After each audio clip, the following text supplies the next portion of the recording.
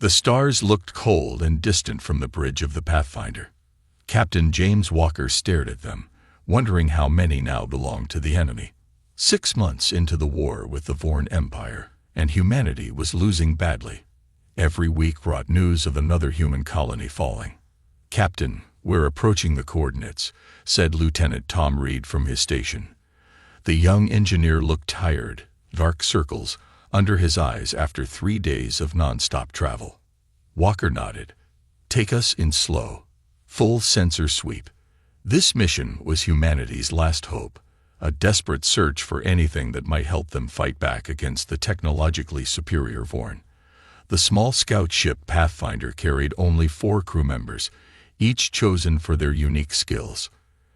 "I'm detecting unusual energy readings from the third planet," said Dr. Anna Miller, looking up from her scanner. Her eyes showed the same hardness they always did when working. The Vorn had destroyed her hometown in the first wave of attacks. It's faint but doesn't match any known signature.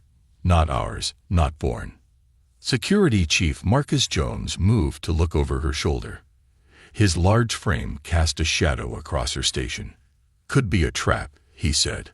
Marcus always expected the worst, a habit that had kept him alive through 3 major battles. "Maybe," Walker agreed. "But we're out of options. Tom, take us closer, but be ready to jump out fast if needed."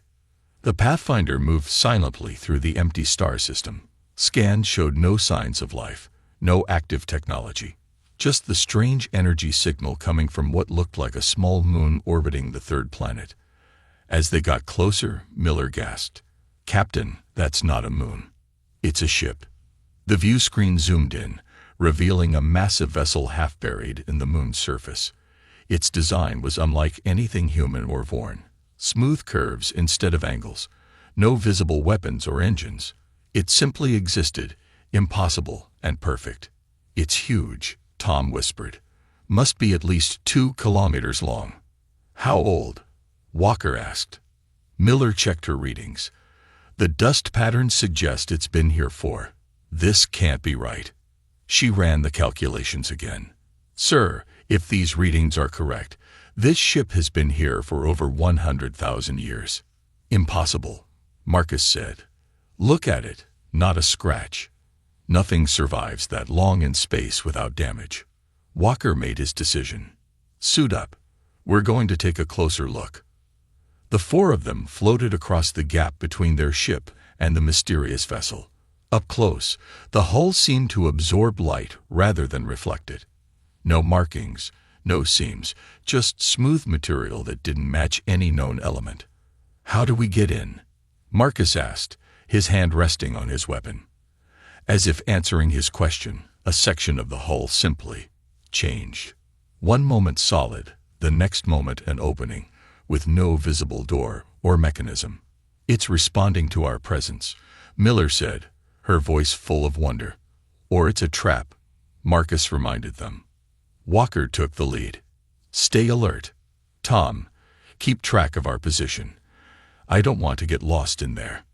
The inside of the ship was even stranger than the outside. Corridors that seemed to shift and change as they walked. Rooms that appeared larger inside than they should be.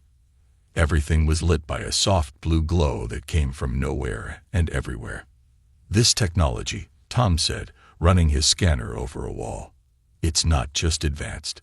It's operating on principles we don't even understand yet." Miller stopped suddenly in front of what looked like a control room. "Captain, you need to see this." The room was circular, with a single chair in the center. Around it, displays hung in midair without any visible projectors. The images showed star charts, diagrams, and symbols none of them recognized. "Can you understand any of it?" Walker asked. Miller shook her head. "The math behind it looks familiar in places, but advanced beyond our current understanding. It's like seeing calculus when you only know basic arithmetic." Walker approached the central chair cautiously. As he got closer, the displays changed, showing new information. The ship was responding to him specifically. "Sir, maybe you shouldn't," Marcus began. Too late. Walker's curiosity got the better of him.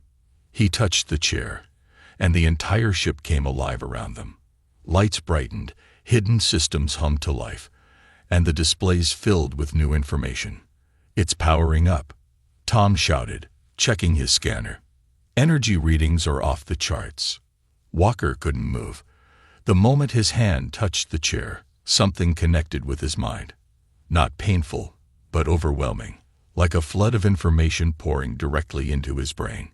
He saw flashes of battles in space, massive fleets firing weapons that bent reality itself. He saw the ship, this ship, moving through enemy formations, unstoppable and feared.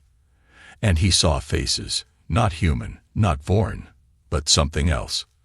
The builders. The previous owners. James. Miller was shaking him. He blinked, reality returning. How long had he been standing there?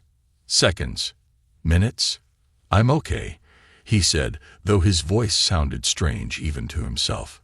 "But we need to contact Admiral Wilson immediately. Tell him we found it." "Found what?" Marcus asked.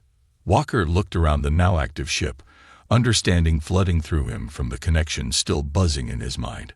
"The Nemesis," he said, the name coming to him from somewhere deep in the ship's memory. "A warship built to fight the ancestors of the Vorn. And it just woke up." Miller looked at her scanner, her eyes wide. "Captain, the ship is changing its internal structure. It's adapting to human physiology." "Can we control it?" Tom asked. "Fly it back to base." Walker nodded slowly, newfound knowledge settling into place in his mind. "Not we. Me. It's chosen me as its pilot." He looked at his hand, which now showed faint blue lines under the skin where he had touched the chair. "And I think it's changing me too." "Sir, this is too dangerous," Marcus warned. "We need to get back to the Pathfinder and call for backup." Walker shook his head. "No time. The connection, it's showing me things. The Vorn are planning something big. An attack on Titan Base, our last major stronghold." "How could you possibly know that?" Miller asked. "Because this ship doesn't just travel through space," Walker said, moving toward the chair again. "It can see patterns in time. Probabilities. Futures." He sat down, and the chair molded around him like a living thing. "Captain," Marcus shouted. But Walker was already bonding with the ship, his mind expanding as the Nemesis accepted him. The ancient vessel that had waited 100,000 years for a new pilot had found one at last. Through the growing connection, Walker spoke words that weren't entirely his own. "Humanity now has a fighting chance." Outside, on the surface of the small moon, the massive ship began to rise, shedding centuries of dust as it prepared for war once again. The massive ship moved through space with impossible grace. Inside the control room, Captain James Walker sat in the pilot's chair, his eyes closed as information flowed directly into his mind. "This is incredible," Dr. Miller said, watching displays appear and disappear around them. "The ship is reconfiguring its internal systems to match human biology." Tom Reed moved from panel to panel, trying to understand the technology. "It's like nothing I've ever seen. No visible engines, yet we're moving faster than our fastest ships." "I don't trust it," Marcus Jones said, his hand never far from his weapon. "Nothing's this perfect without a cost." Walker opened his eyes. They glowed slightly blue, matching the ship's interior lighting. "The ship, the Nemesis, is taking us to Titan. It knows the Vorn are planning an attack." "How?" Miller asked. "How could it possibly know that?" "It sees patterns," Walker explained, his voice distant. "Tracks movements across space. The Vorn fleet is gathering. We have 3 days at most." Marcus shook his head. "Sir, with all due respect, this thing is messing with your head. We need to get back to our own ship and report to command through proper channels." "No time," Walker said. "The Pathfinder is too slow. Nemesis has already brought it aboard in a holding bay. We go directly to Titan." The others exchanged worried glances. Their captain was different now, more distant, but also more certain. James, Miller said gently, using his first name. What's happening to you? Walker looked at his hands. Blue lines had spread further under his skin, creating patterns like circuits. The ship is connecting with me, sharing knowledge. The race that built this, they called themselves the predecessors. They fought the ancestors of the Vorn thousands of years ago. And won? Tom asked. Yes, Walker nodded. But the cost was high. This ship, it's one of 7 super warships they created. The last resort. Marcus stepped closer to the captain's chair. Sir, if what you're saying is true, we need to get this ship to Earth military now. This could change everything. Walker nodded slowly. That's where we're going. Titan base first, to stop the immediate attack. Then Earth. Admiral Wilson didn't believe the initial reports. A giant alien ship approaching Titan base. Impossible. But when the Nemesis appeared in orbit, visible to everyone on the base, he had no choice. Captain Walker, Wilson said, meeting them in a secure room after they landed in a shuttle. You look different. Walker's skin now had visible blue lines running across it, and his eyes had a permanent blue glow. The ship has changed me, sir. We bonded. Wilson looked uncomfortable. Our scientists need to examine this vessel immediately. If what you say is true about an incoming Vorn attack. It is, Walker interrupted. 2 days from now. Their main fleet. Wilson turned to the other crew members. And the rest of you. Are you changed too? Miller shook her head. No, Admiral. The ship only bonded with Captain Walker, but we've seen what it can do. It's real. Wilson made his decision. I'm assigning our top research team to study this ship. Professor Robert Green will lead the technical analysis. Commander Lisa Ford will assess its weapons capabilities. Walker nodded. There's one more person you should add to the team. An engineer named Dave Smith. Wilson frowned. Smith? He's just a junior maintenance tech. Trust me, Walker said. The ship has shown me. He'll understand the systems in ways others won't. Dave Smith couldn't believe he'd been called to join the research team. One day he was fixing coolant systems. The next he was walking through an alien ship with the most important scientists on the base. This is amazing, he whispered, running his hand along a wall. To everyone's surprise, the wall responded, showing internal systems that had remained hidden from others. Professor Green stared in shock. How did you do that? Smith shook his head. I don't know. It just made sense to me. Like the ship wants to be understood. Walker watched from nearby, nodding as if confirming something he already knew. The ship had chosen correctly. Commander Ford was examining what appeared to be weapon systems. These aren't like anything we've seen before. They don't fire energy or projectiles. They seem to manipulate space itself. Walker joined her. The predecessors discovered that reality is more flexible than we realize. Their weapons fold space, creating overlapping fields that disrupt matter. And you know this how? Ford asked skeptically. Walker touched a panel, which lit up with diagrams. The ship shows me. The knowledge is flowing into me. Every hour I understand more. That night, as the research teams worked frantically to understand the Nemesis, Walker stood alone on an observation deck. The stars looked different to him now. He could see patterns, movements, the flow of space itself. Miller found him there. James, she said softly. Are you still you? He turned to her, his glowing eyes soft in the darkness. Yes and no. I'm still James Walker. But I'm also something more now. The ship needs a human mind to guide it, but the connection goes both ways. Are you in pain? She asked. No, he said. Just changing, becoming what's needed. An alarm suddenly blared throughout the base.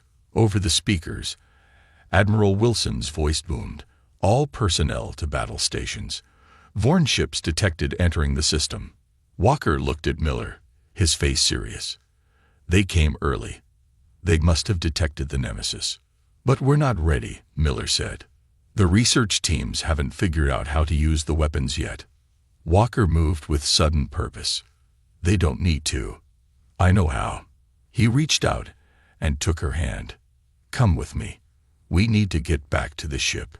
Chaos filled the halls of Titan Base as they raced back to the landing bay. Marcus and Tom joined them halfway, along with Dave Smith, who refused to be left behind. Admiral Wilson says 5 Vorn battlecruisers just appeared, Marcus reported as they ran. Biggest attack force we've seen yet. They reached the shuttle just as the first explosions rocked the base. Vorn weapons hitting the outer defenses. Will we make it to the Nemesis in time? Tom asked as they strapped in. Walker's eyes glowed brighter. The ship is already responding. It's coming to us. Outside the base, the massive form of the Nemesis moved into position above them.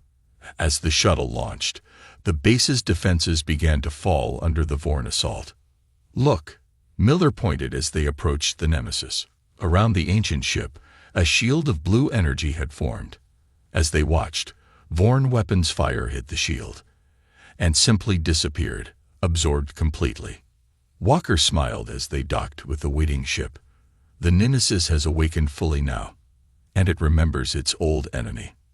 As they rushed to the control room, the ship's systems were already active, displays showing the positions of the Vorn vessels. Walker took his place in the command chair, the blue lines on his skin glowing in response. Now we show the Vorn what they should truly fear. The Nemesis moved forward, directly toward the Vorn fleet, ready for its first battle in 100,000 years. The 5 Vorn battlecruisers moved in perfect formation, their black angular shapes looking like claws against the stars. Each one was 3 times larger than the biggest human warship. Together, they had enough firepower to destroy Titan Base in minutes. Inside the Nemesis, Captain Walker felt strangely calm. The blue lines under his skin pulsed with energy as he sat in the command chair. Around him, his crew watched with a mixture of hope and fear. Captain, what's the plan? Marcus asked, his hand resting on a console. We can't outrun 5 battlecruisers. Walker smiled slightly. We're not running. He closed his eyes, connecting more deeply with the ship. The Nemesis remembers the Vorn. It knows their weaknesses. But sir, Tom said, these are modern Vorn ships. They've evolved over thousands of years since this ship last fought them. Their technology has changed, Walker agreed, his eyes still closed. But their core design principles haven't. The Vorn never truly innovate. They only improve what already works. On the main display, they watched as the Vorn ships launched their first attack. Streams of energy weapons fired directly at the Nemesis. Miller gasped. Those are planet killers. But when the weapons hit the blue shield surrounding the Nemesis, something strange happened. Instead of exploding or being deflected, the energy simply disappeared, absorbed into the shield. The ship is feeding on their attacks, Walker explained, his voice now carrying a slight echo. Converting their energy to strengthen our shields. The Vorn ships paused their attack, clearly confused by the lack of impact. Now, Walker said, his eyes snapping open, glowing bright blue, we show them what they're really facing. The Nemesis moved forward with sudden speed. No visible engines fired, no sound of acceleration. It simply moved as if space itself was bending around it. Targeting systems online, Walker announced, though he wasn't touching any controls. The ship responded directly to his thoughts. From the smooth hull of the Nemesis, sections shifted and transformed, revealing weapons unlike anything the humans had seen before. They didn't look like conventional guns or missile launchers, more like focused points where space itself seemed to warp and distort. Primary weapons charging, Walker said. Targeting lead Vorn vessel. The air in the command center crackled with energy. Outside, the space around one of the Nemesis's weapon points began to ripple and fold. Fire, Walker commanded. There was no visible beam, no projectile, just a ripple in space that spread from the Nemesis to the lead Vorn ship. When it reached the enemy vessel, reality itself seemed to fold around it. The massive battlecruiser twisted, parts of it overlapping with other parts, matter passing through matter in ways that shouldn't be possible. Then, as quickly as it began, the effect ended, and where the mighty Warship had been, only floating debris remained. "How?" Tom whispered, staring at the display in shock. "What just happened?" "Space folding," Walker explained. "The weapon doesn't destroy the target. It briefly changes the rules of reality around it, allowing matter to occupy the same space. When reality snaps back to normal, everything tears itself apart," Miller finished, her scientific mind grasping the concept. The remaining Warships reacted instantly, breaking formation and launching every weapon they had. The Nemesis moved with impossible grace, dodging some attacks while absorbing others into its shields. "They're afraid," Walker said, sounding surprised. "I can feel it through the ship's sensors. The Vorn, they recognize this ship somehow." "How could they?" Marcus asked. "This ship is 100,000 years old." "Racial memory," Miller suggested. "Some species retain instinctive fears across generations. The Vorn must have stories, legends about ships like this one." Walker nodded. "Yes, the ship is showing me. The Vorn have stories of the 7 nightmares, ships that could not be destroyed, that bent reality itself. The ancestors of these Vorn fled from them long ago. And now their nightmare has returned," Tom said. Walker targeted the next Vorn vessel. This time, the weapon effect was different, a pulse that spread across the enemy ship, causing its own weapons to activate and fire inward. A third ship tried to escape, but the Nemesis created a field around it that seemed to slow time itself, freezing the Vorn vessel in place while the deadly weapons did their work. In less than 10 minutes, all 5 Vorn battlecruisers were destroyed. The Nemesis floated unharmed amid the debris. Inside the command center, Walker relaxed his grip on the chair arms. The blue glow in his eyes dimmed slightly. "Titan Base is safe," he said. "For now." News of the victory spread quickly throughout human space. For the first time since the war began, humanity had won a major battle against the Vorn. Admiral Wilson immediately called Walker back to the base for a full debriefing. "One ship," Wilson said, looking at the sensor records of the battle. "One ancient ship destroyed 5 Vorn battlecruisers without taking damage." He looked at Walker with a mixture of respect and concern. "And you controlled it all?" Walker nodded. "The ship works through me. We're connected now." Wilson leaned forward. "Captain, our scientists want to study this connection. They believe we might be able to replicate it, create interfaces for our own ships based on the same technology." "That won't work," Walker said firmly. "The Nemesis isn't just technology. It's partly alive, partly sentient. The connection is biological, not just mechanical." Wilson frowned. "Are you refusing a direct order, Captain?"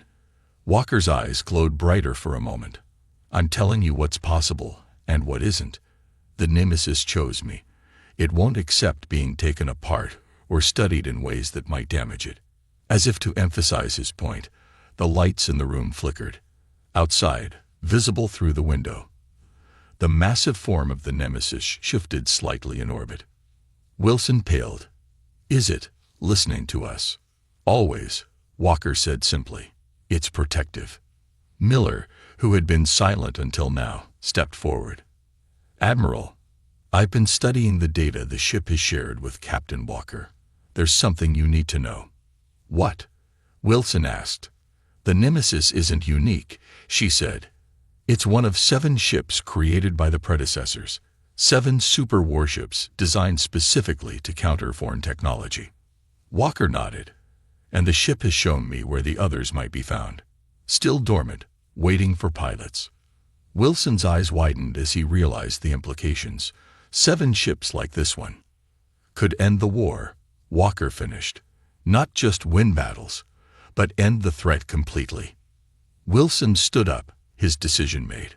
"I'm calling an emergency meeting of Earth Command. Captain, you and your crew will present this information directly to them." As they left the room, Miller moved closer to Walker. "James," she said quietly, "There's something you're not telling the Admiral, isn't there?" Walker looked at her, his glowing eyes sad. "Yes, the ship has been showing me more about its creators, the predecessors. They didn't just disappear after defeating the ancient Forn. What happened to them?" "The bonding process," Walker said, touching the blue lines on his skin. "It changes the pilot over time, makes them something more than human." He looked away. "The predecessors didn't die out. They evolved into something else entirely." "And that's happening to you too?" Miller asked, her voice concerned. Walker nodded slowly. "Yes. But right now, humanity needs the Nemesis and its weapons. That's more important than what happens to me." As they walked toward the waiting shuttle, Walker could feel the Nemesis in orbit above them, watchful, powerful, and ancient beyond human understanding. The meeting room on Earth's last secure military base was filled with the highest-ranking officers left in the human forces. All eyes were on Captain Walker as he stood before them, the blue lines under his skin glowing softly in the dim light. "7 ships," General Harris said, his voice echoing in the quiet room. "You're telling us there are 6 more ships like the Nemesis out there?" Walker nodded. "Yes, General. The predecessors built 7 super warships to fight the ancient Forn. After their victory, they hid the ships throughout different star systems." Admiral Wilson, who had traveled from Titan with Walker, stood up. "We've all seen the footage. 1 ship destroyed 5 Vorn battlecruisers without taking damage. Imagine what we could do with 7. "If they exist," said General Ross, always the skeptic. "And if we can find them. And if they still work after 100,000 years." Walker touched a control panel, and a star map appeared above the table. 6 points of light pulsed on the map. "These are the locations," Walker said. "The Nemesis has shown them to me. And yes, the ships will still work. They were designed to survive for millions of years if necessary."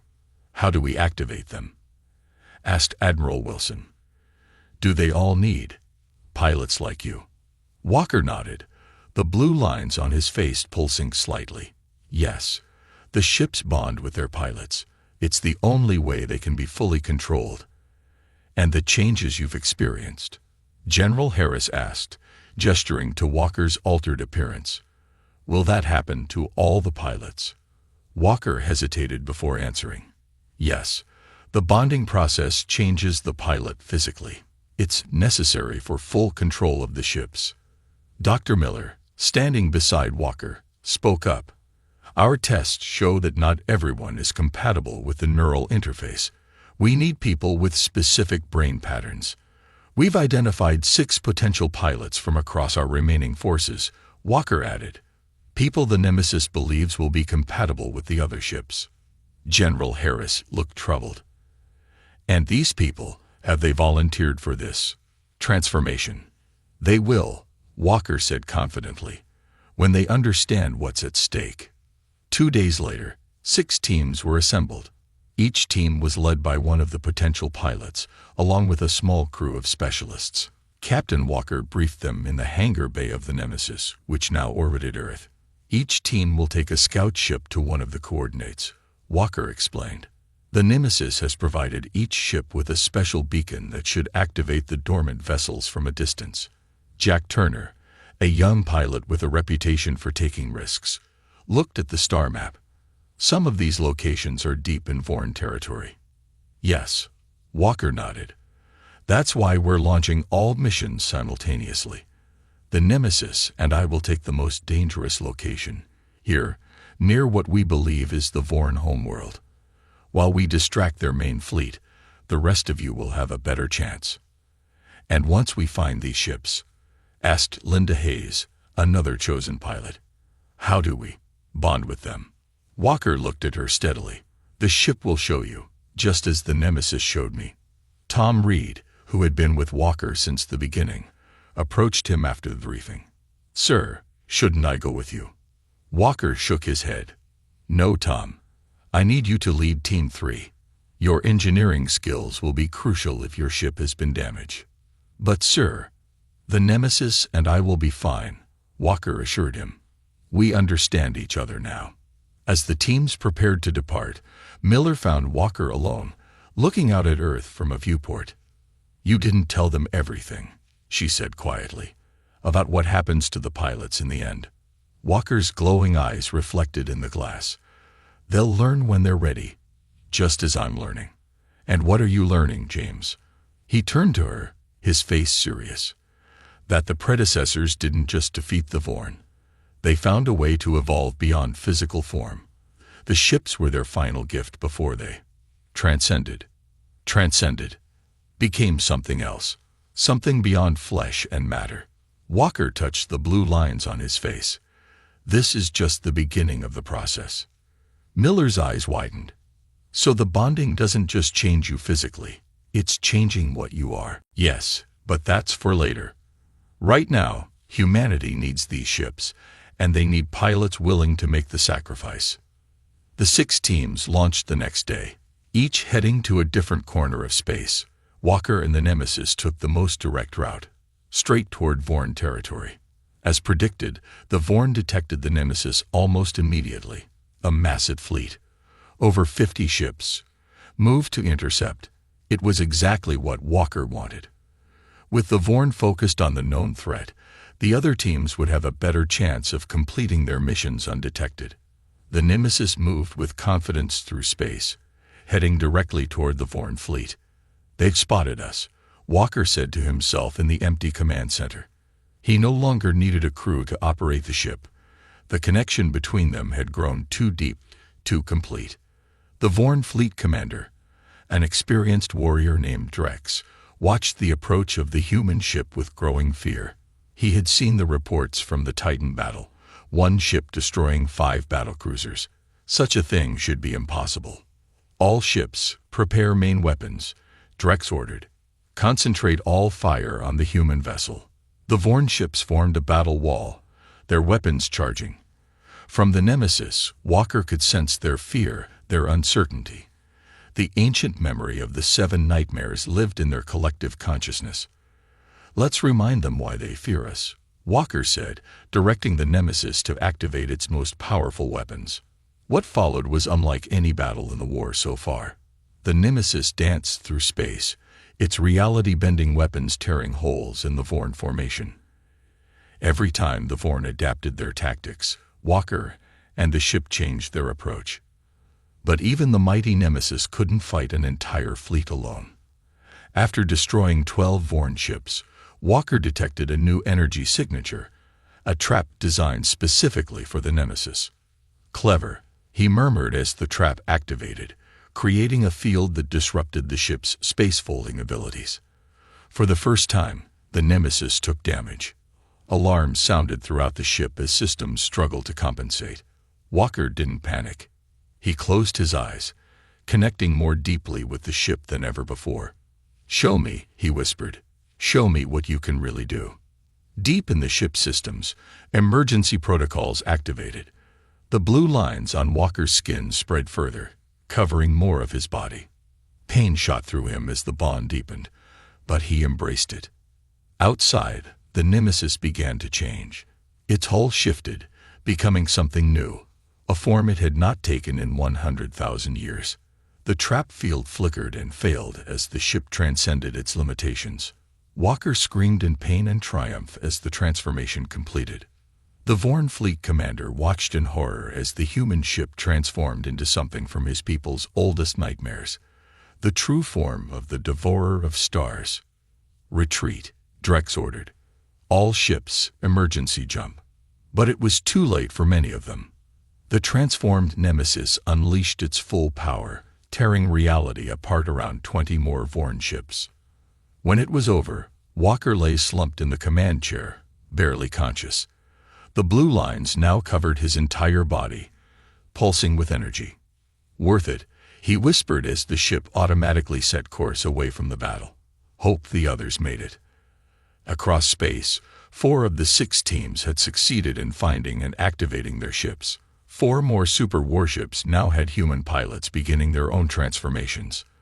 The war had entered a new phase. 2 weeks after the missions to find the ancient ships, 5 of the 7 predecessor vessels gathered in orbit around Earth's moon. They formed a perfect circle, each ship massive against the stars, their hulls gleaming with power.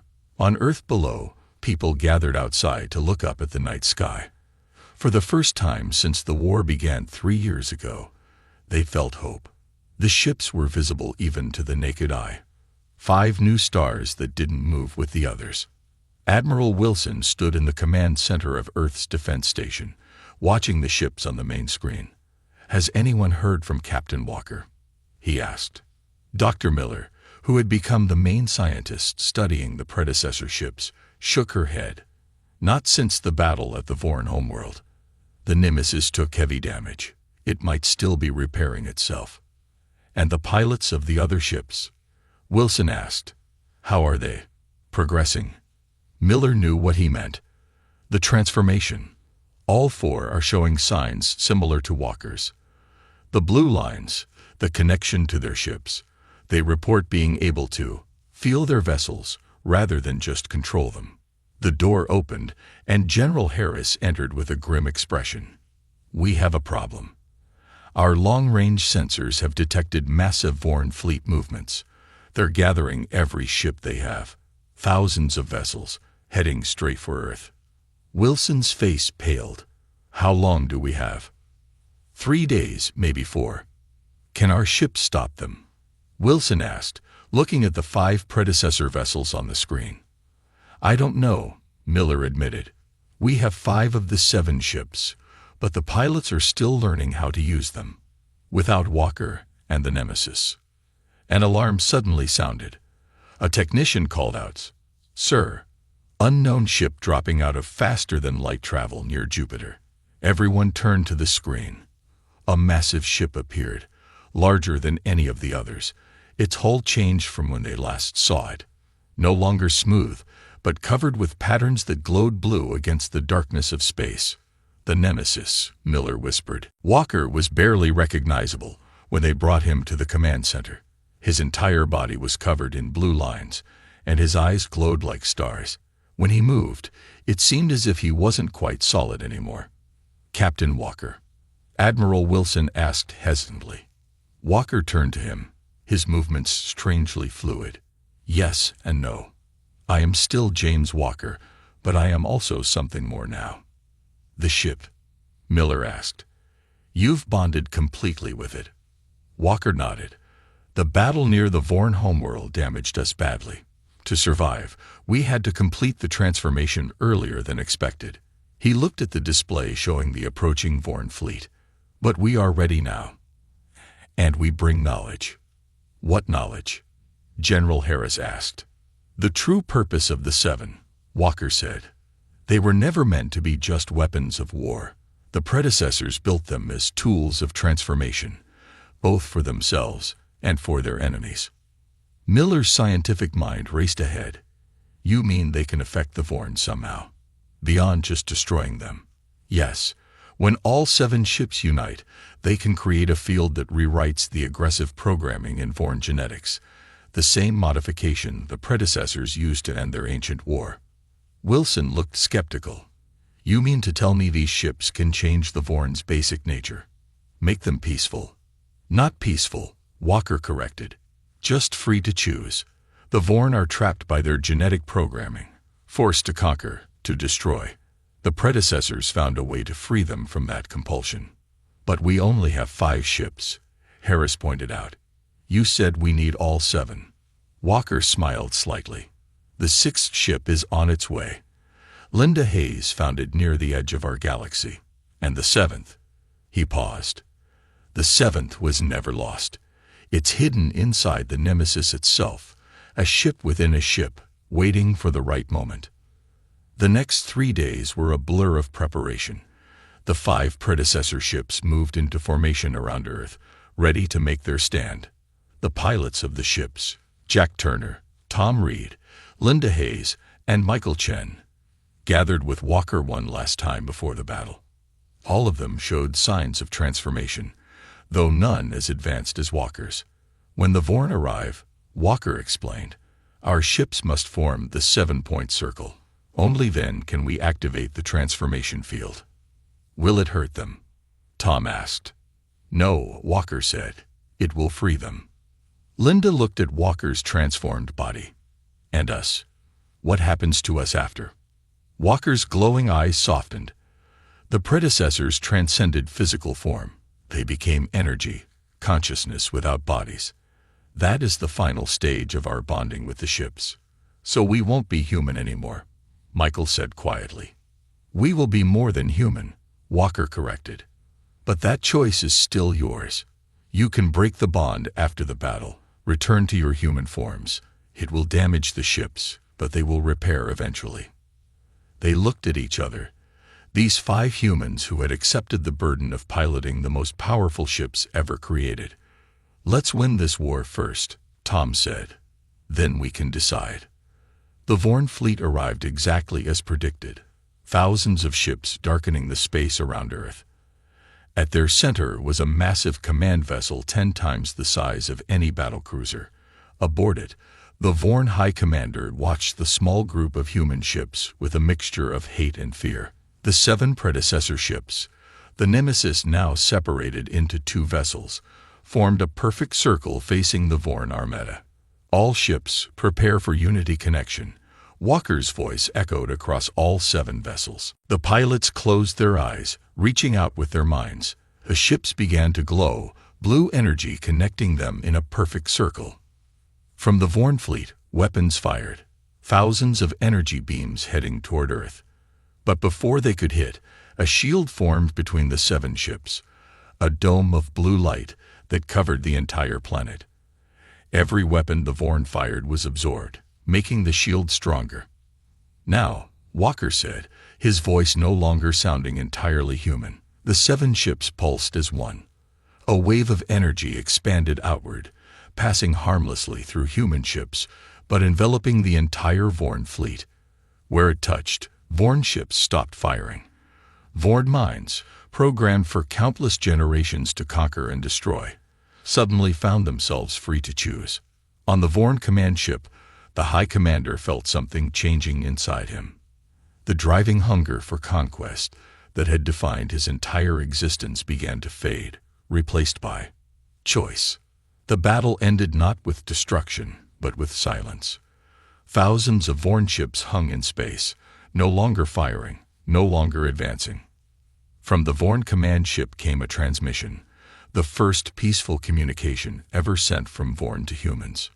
We would speak with you, the High Commander said, his voice uncertain. About peace.